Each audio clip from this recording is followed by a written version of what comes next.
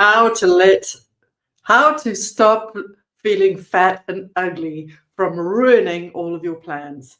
We want to stop those thoughts. We want to stop that feeling as quickly as we can. I want you to get back into life and living your life to the fullest and not canceling any more plans. No more holidays canceled. No more restaurant bookings and time with friends canceled. No more isolating and staying at home because of the way you feel in your body right now. Wherever you are on this journey, we acknowledge that even if you're doing all this work of food freedom, we're all going to have days where we don't feel so great in our bodies. But fat, my friends, is not a feeling. It's just an attribute. It's like having blue eyes or brown hair. It means nothing other than what it is and what the story is that we're telling ourselves about it. So let's dive in today into what you can actually do if you're having a fat day and you're feeling fat or ugly or old or whatever the story is in your head. And let's take this time now to break you out of that, so that you can get out there and live your life. Because if you're anything like me, I'm actually nervous to even think, because it would bring me so much sadness of how much life I didn't live because I thought, I'm feeling horrible today. I'll wait until when I'm skinny, then when I'm beautiful, then when I'm bleh, then I will live my life. And it just felt safer to hide and isolate and usually medicate with food, if I'm honest, which of course just made the problem even worse. So let's dive in, because I recognize you could be anywhere on this journey. You might be just at the beginning of wanting to truly transform your relationship with food, or you might be fully on down the line and just having a day where you're feeling yuck and grotty in your body. And it happens. And in fact, it's kind of perfect timing, because I've been having a day a bit like that today, but definitely yesterday I was there. And I had to pull out all these skills. So it was perfect that I had planned this live for today, because I needed to dig in and do the work yesterday. It happens, right? So for those of you who've just joined me or meeting me for the first time, my name's Helen Bennett. I'm a coach who helps people identify and heal the real reason that they find themselves overeating compulsively, impulsively. So, so that we can break free of all that, heal the problem at the root, because food is just a plaster, really. And if that doesn't make sense to you, then watch a few of these videos or go to foodfreedomfoundations.com, and I will be uploading a brand new masterclass that will guide you right through the sort of 5-step process that I used myself and that I use to help people completely form their relationship with food, from emotional eating and mindless snacking and impulsivity and compulsivity into something that feels really free and relaxed, where even on a fat day, you can wake up and just think, well, I'm not going to let that stop me from nourishing my body. I'm not going to let that stop me from getting outside, being seen, and truly creating a relationship with food that probably feels almost impossible right now. So that's a bigger conversation. But ultimately, what we want to do for the purposes of today is try and help you break out of that mindset and that physical and emotional feeling that you're experiencing, and transform it into something that may not be incredible. I'm not going to sugarcoat it. I'm not going to try and pretend you're going to walk out there feeling super confident and like, boom, sister. Maybe you won't be feeling that. But if you can just be feeling brave and courageous enough to get outside and not waste a minute more of your life waiting to be thinner, or waiting to be more beautiful, waiting to be somehow better, then we've achieved what we set out to achieve today. So if you enjoyed this video, I'd love you to smash the like button. You don't have to do it now. You can wait till later. Make sure you get that value first. But if you did get value from the video, please smash the like button, so that we can get this content out to more amazing creatures out there who are spending their lives trapped and hidden because of how they feel inside their bodies. Let's acknowledge that when I talk about things like not going on a crash diet, because that is the first thing that usually people do, they feel so much guilt and shame. And I mean, I've done this a million times, at how they feel in their body and the story that's kicking in when they feel that feeling, that they will then immediately think, well, the way out of that feeling and the way out of this body in the shape that it is, whatever it is to lose weight fast and immediately try and get it on some kind of crash diet or some kind of injectable. I'm not smashing injectables. I have a lot of clients who are on GLP-1s at the moment, and they can be a fabulous tool. But ultimately, this work that we're talking about, and this is just a small micro, bite-sized piece of it, is out there waiting for us regardless. Because as I say, even if you're on the latest GLP-1 or you've done all the food freedom work, You can have days where you don't feel that great. So let's dive in. So as I said, fat is not a feeling. And the problem is when we say I feel fat, we're giving it a name, which is really just a characteristic. Now, I never paint rainbows and unicorns on anything. When we're doing a little bit of headworm busting, when we're catching the story, we're telling ourselves, we turn it around. We want to be real. But here's the thing. When you feel fat, or when you feel ugly, when you feel too old, whatever it is, what is really the emotion that's beneath that? Let's say you are actually carrying more fat on your body than your body could possibly need.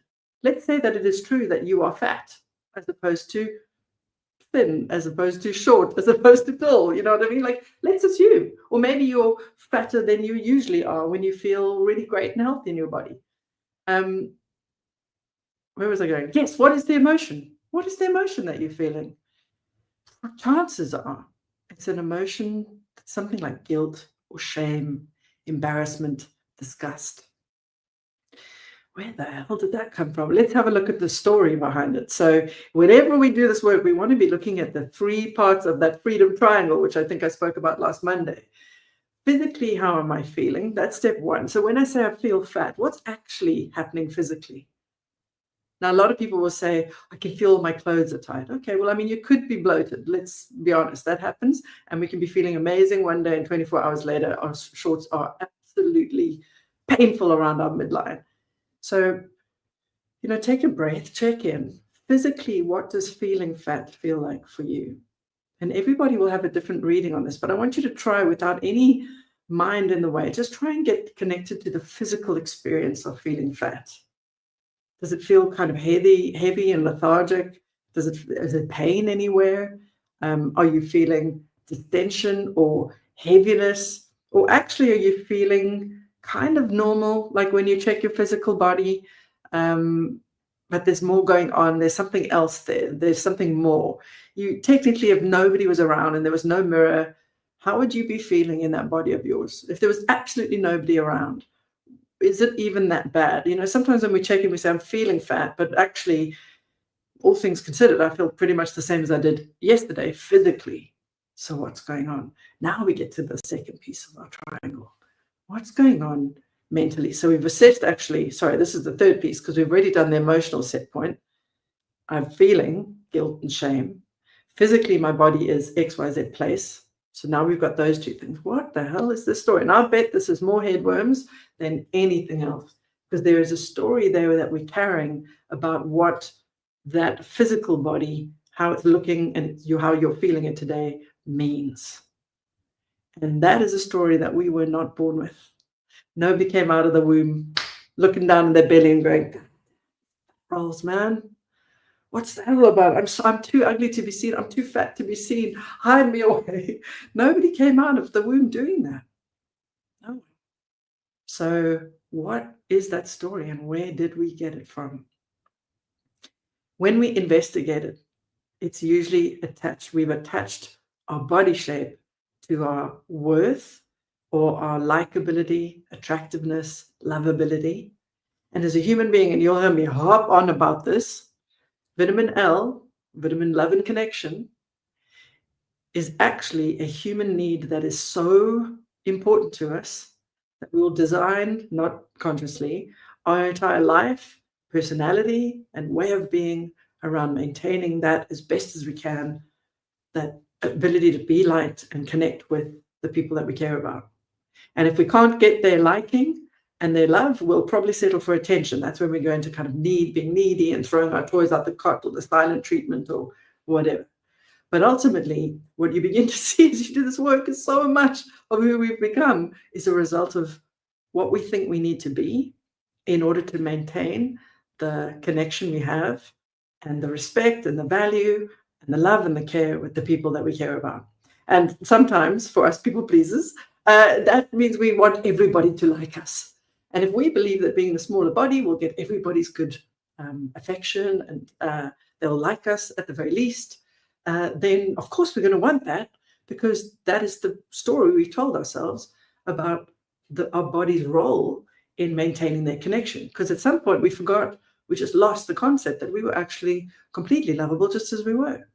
And ironically, The quest for thinness often led to dieting, which had a horrible backlash effect, which led to more weight gain, which led to more trying to diet, which led to more weight gain, which and it's this horrible fight for the rest of our lives unless we break it by doing the work that I help people with every day.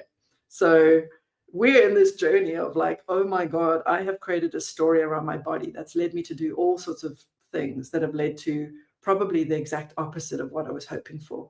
Whether you were crash dieting and your body rebelled, and now it won't let you diet no matter how hard you try, or whether you began to believe a story that your body was unacceptable just as it was. Now, how many of you had days where you felt fat, so you were feeling guilt and shame around the story you're carrying about your body in the past, where you look back at photographs now and you look at them and you think, I would kill for that body again.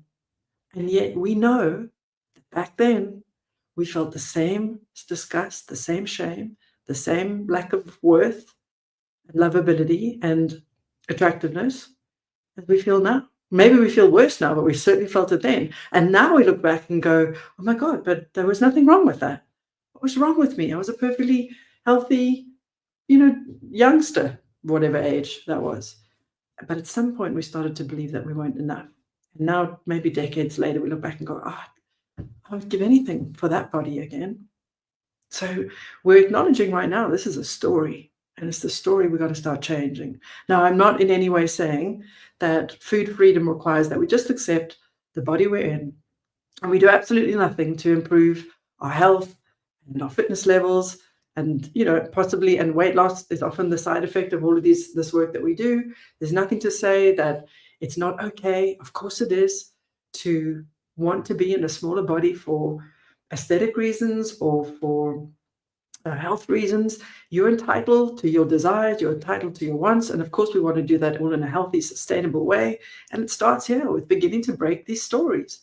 It's the stories we carried about ourselves and about our food that are causing half the problem for the overeating. So let's begin with how to change this one. And this one is saying that my body is not acceptable just the way it is. So while we acknowledge that it's okay to want to be looking after yourself on this journey. And of course, I encourage it. I encourage you to not be like, oh, well, it's acceptance. I've got to be accepting about my body today. So therefore, I will do nothing at all to help myself feel better physically, mentally, emotionally. Of course. But we have to be accepting of where our body is today. Because even if you have a holiday booked out in a month's time that you're starting to want to cancel because of how you're feeling in your body, there's no way of fast weight loss that I've ever seen work permanently. So yeah, you could start a crash diet to try and achieve something so you could feel a bit better mentally, physically, etc. by then. But it wouldn't work long term and you're just going to be back here again. So while we're saying, yes, it is appropriate to be looking after yourself, to get lots of sleep and movement and eat beautiful, nutritious food in alignment with what your body wants and to not starve yourself, we're saying do that while also accepting exactly where you are today. And that can be a really, really hard thing to do. It's a weird balance of acceptance, but also doing the work to improve. But coming back to this place of acceptance of where are you at today is so important, because otherwise we are fighting with the should we are carrying in our head that is just fighting against reality. I should be different. I should have done things differently. Well, you didn't, and here you are. And I promise if you had known how to do things differently, if you'd known that all those diets were making things worse, not better, you would have done it differently. But you probably didn't know. When you went on your first diet, did you know you'd end up in a spiral of compulsive overeating that would stay with you probably for the, until now, until you've discovered this food freedom? No, you probably did not. And if you had, maybe you wouldn't have done that first diet. So when we should on the past and we should on our present, we are just fighting reality, and that's never going to feel good. So here's what I'd offer up. It's okay to feel disappointment. It's absolutely valid that one might feel sadness about what brought you to where you are feeling this way in your body. That's completely valid. But what we want to try and put down is shame and guilt and disgust. Because that is all a judgment that we've picked up from something else. It's not from inside. That is a judgment that we've learned from society. And I'm going to nudge you and encourage you now to see if you can put guilt and shame down. Come to a place of acceptance of where you are in your body right now, which is this to say, right now, this is my body in this moment. I'm not going to shame it. I will not abandon myself. I will not reject myself. I will not call myself names. I will just be present with what I'm seeing without holding judgment against it. Because what we want to do to get you the best possible chance of feeling good in your body as fast as you can, within reason, is to bring you to a place of care. Because you're never going to look after a body that you hate. And that's not, well, it works for a small period of time, but ultimately I never see people win this game long time by trying to put themselves in a place of self-loathing and self-flagellation to get them to do the things that are hard. The sustainable way to do the hard things, like, going to bed on time and making the dinner, instead of just getting a takeaway, that always is more powerful and is more sustainable when it comes from a place of care and respect. So it's okay that right now you don't feel like, I love my body's amazing, but if you can get to a neutral feeling of, I can accept that this is where I am today, and I'm doing the work slowly, progressively, and consistently that will help me feel better in this body that I'm in. That's acceptance. It's not like whoop whoop, but it's also not, ugh. Let's drop the story. Let's drop the shame. But you might say, but Helen, if I go outside and I go to these plans and I'll go on holiday, people will judge. Yeah, they probably will. People judge positively and negatively. Not everybody looks at our bodies and has the judgment that we might carry over it. Some people look at us and wish they were in our bodies. Other people look at us and feel judgment about it. And the thing is, oftentimes the story that we notice is that people will think, it's not what I think about my body right now. It's actually what I think people will think about my body when I feel too fat to be seen. We can't mind read, last I checked. And if you can, let me know. That'd be quite a useful skill, I imagine. But we can't mind read. So we don't actually ever really, truly, truly know what somebody's thinking about our bodies.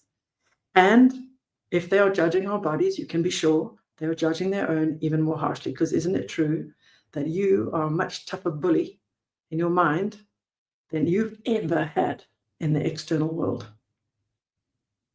I hope it's not true anymore, but I bet there was a time it was true, and maybe it is still true for you.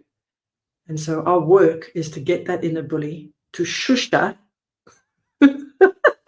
and start to create an inner cheerleader so that you can become so masterful with your mind that your mind can be the most powerful coach that you have that will get you to do what you need to do to start feeling better and better every day. But when there's a bully standing there all the time, what do? You want to eat, because it feels so awful to think your thoughts. You want to eat to escape them. That's why this work's so important. So let's land on a place of acceptance. So we've looked physically at our body. We just try to see it with a neutral eye, just like, okay, I'm carrying X amount of kilos today. This is the shape of my shorts are too tight. There's no shirt that's fitting me, whatever. Wow, my body's very pale after the winter. Whatever. Just be honest with what you're seeing without being cruel. Let's come to that place of acceptance. Let's remind ourselves we are on the journey. We are doing the work to improve. And that a month from now, a year from now, we are going to be looking and feeling so much different physically in our bodies than we do right this minute because of the work that we're doing mentally, emotionally, and physically on ourselves. Let's acknowledge that it's a slow journey and we are in it to win it, and we are ready to play the long game, and we're not going to go for another quick fix because Lord knows we will just be back here in a year doing the same thing again. And we'd rather do this the right way. So be proud of that. Be proud of your commitment to consistency and showing up for yourself. And be proud of yourself for not descending into a state of guilt and shame and criticism and cruelty, which we don't want to do anymore. So we've looked at the physical, we've looked at the mental, what is the story, and we've looked at the emotion. So we were feeling shame and guilt, and maybe now we're just sitting in a place of acceptance, kind of quiet respect for ourselves. Maybe we're starting to even feel a bit of excitement about the journey ahead and pride that we're actually on this journey anyway. And that would be great. But if you're just feeling a little bit of disappointment as you reality check and you realize, wow, the decades behind me are what got me here. It's all the faulty stories and all the things I've done that have got me to this place now, without criticizing yourself, because that would be pointless, because here you are. You've done your best. I know it. You won't think it, but you have. If you could have done better, you would have. And we know that because here you are. So if you can let go of all the shoulds and just be in the present moment, and now let's shift ourselves into the future and take the next step. Because you can choose to stay at home. You can choose to hide one more day, but one more day will probably turn to another week, turn to another month, turn to another year, turn to another decade of hiding because of how you feel in your body. And a decade from now, if you continue to do this and you don't do the real work, you'll end up looking back at today, wishing you had the body that you have right now. That's why we've got to break these cycles, the physical cycles, the mental cycles, the emotional cycles. So let's take that guilt and shame and ditch it and just replace it with a neutral kind of acceptance and a bit of a peace about where you are and a conviction and commitment to what you're going to do going forward. Now, if you really want to up-level this, you ready? Stand up tall. How do you want to feel in your body? Imagine yourself feeling amazing. Thin, not thin, doesn't matter. Just imagine yourself feeling the way you'd like to feel. Imagine yourself having the thoughts you'd like to have. Imagine yourself having the emotions you'd like to feel around your body. And now practice. And when we imagine ourselves enjoying our body, feeling proud and confident and self-assured and healthy and vibrant and alive, are we standing like this? Or are we standing like that? I don't know about you, but when I'm having a bad body day, and I walk past people in the street, my eyes just go to the floor. If they can't see me, I can't see them, they can't see me. It's an old reaction. I'm having to train myself out of it. Head up, Helen. You've got nothing to be ashamed of. Head up. But just the action of standing up straight and looking somebody in the eye will create a sense of confidence. What we do to our physical will affect the mental, will affect the emotional. Now you can practice thinking new thoughts. I know that sounds crazy, but imagine you're an actress or an actor and you had to play a role on stage. What would you be telling yourself to get into character? And simply, you can practice. You're feeling shame, you're feeling disgust. Great. What do you want to feel? Pride? Excitement? Practice it. And you'll see you'll be working all three sides. The physical, the mental, the emotional, they're all talking to each other. You practice one, the others will change, the others will shift. Now, that would be great if you can get to the place where you're like, I'm ready to get outside. I'm confident and I'm ready. I will not let this stop me from living my life anymore. That'd be fab. But okay, if you don't, and you just get to a place of acceptance and you went from deep shame and disgust into kind of neutral acceptance, count it as a win. Count it as a muscle rep of food freedom and body freedom and releasing body shame. And then, yes, get about your day. Recommit to the work that you're doing. If you're not working with anybody in this, you can work with me. There's links in the description. Book a call, let's chat and see what help you need. I would suggest help, to be honest, with this work because it's challenging. And don't go on another crash diet, por favor. Well, you can. I won't judge you. But, you'll be here watching the videos in 6 months' time. And I'd rather you start moving in the right direction now. Okay. So we all have days where we don't feel great in our body. And these are the skills. These are the muscles we start to flex on a regular basis so that when we feel ourselves having a bit of a negative day, body or not, could be anything, we know, I know exactly what to do to move myself through this. And maybe I won't feel amazing, but if I can stop the feeling from isolating me, from having me stop living my life, then I'm winning. If I can just find enough courage, enough confidence to get outside and to live, awesome. Because what is it that we need more than anything? We need to be meeting up with friends, having a good laugh, forgetting for a moment about all the judgments we hold about ourselves, remembering in their eyes how valuable we are to them. Oftentimes we isolate when actually what we need more than anything is a good old belly laugh with our mates and our loved ones. So this is important work, lovely people. I will see you next Monday. Super excited. I've just finished recording a brand new masterclass. And I would absolutely love you to check it out. I'll be loading it onto my site shortly, and I will certainly put it in the description as soon as it's ready. But I had so much fun recording it. I can't wait for you to watch it all.